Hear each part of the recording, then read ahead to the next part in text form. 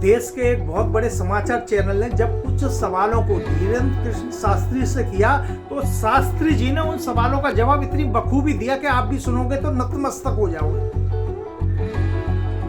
लेकिन सवाल और जवाबों पर चर्चा करने से पहले मैं आपको एक छोटी सी कहानी सुनाता हूं। एक राम मंदिर था और राम मंदिर के बराबर 2 मेढक रहा करते थे। एक दिन उस राम मंदिर पर कथा हुई, भागवत हुई, और भागवत होने के बाद वहां पर पूरी और आलू की सब्जी बटी। प्रसाद बटने के बाद जो सब्जी बची हुई तो लोगों ने उस मंदिर के किनारे ही डाल दिया कि कोई गाय या कोई जानवर उसे खा लेगा। लेकिन जो 2 मेढक रहा करते थे उसमें से एक मेढक उसमें गिर गया। अब सब्जी में से वो मेढक निकलने का प्रयास तो कर रहा था लेकिन सब्जी में से निकल नहीं पाया। जब मेढक को लगा कि अब मेरा राम नाम सत्य होना है, मृत्यु होनी है, तो क्यों ना मैं भगवान राम का नाम ही ले लूं। मंदिर पास में,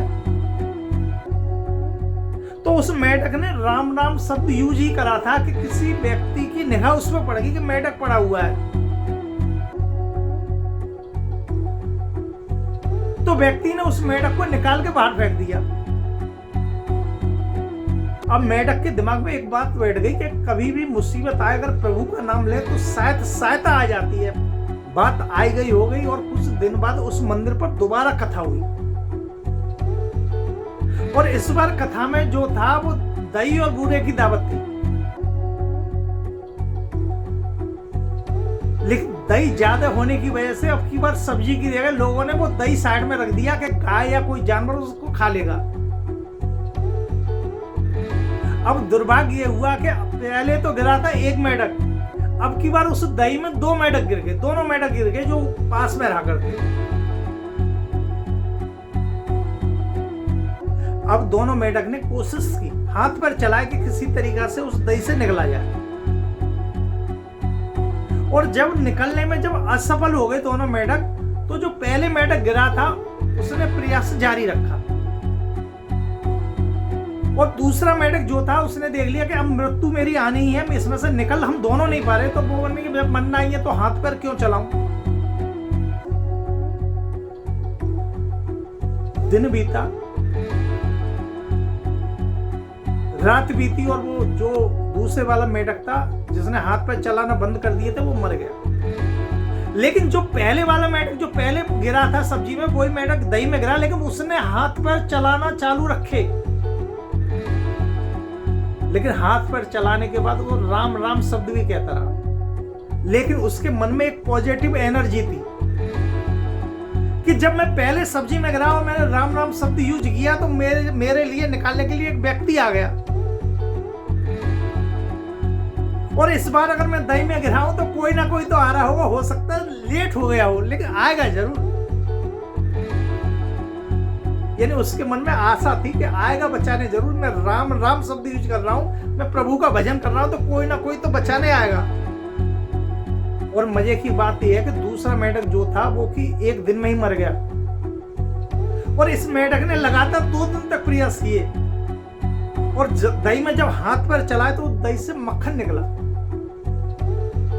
और वो मेढक जो था उस मक्खन में बैठ के इजीली उस दही से बाहर निकल आया, क्योंकि दही भी पतला हो चुका था और पतला होने के बाद उससे मक्खन निकला, उसमें मेढक बैठा और वो निकल भी आया। भले इसमें प्रयास जो किया वो मेढक ने किया,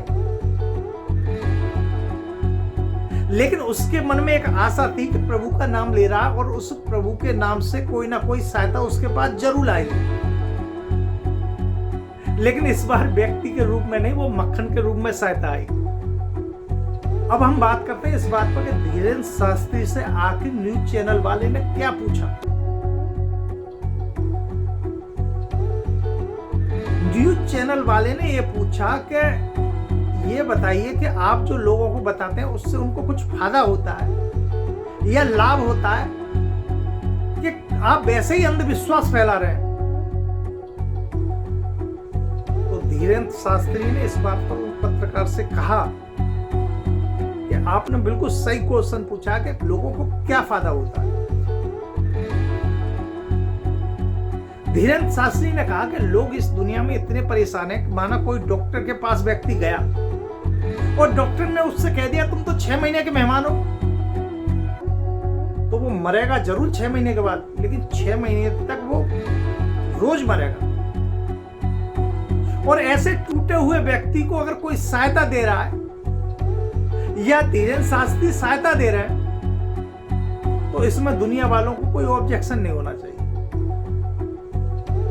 क्योंकि वो व्यक्ति मन से हारा हुआ, और उस मन से हारे हुए व्यक्ति को धीरेन्द्र शास्त्री अगर हनुमान जी की कृपा से जोड़ रहे हैं, प्रभु भक्ति से जोड़ रहे हैं, दुनिया को कोई कष्ट नहीं होना चाहिए।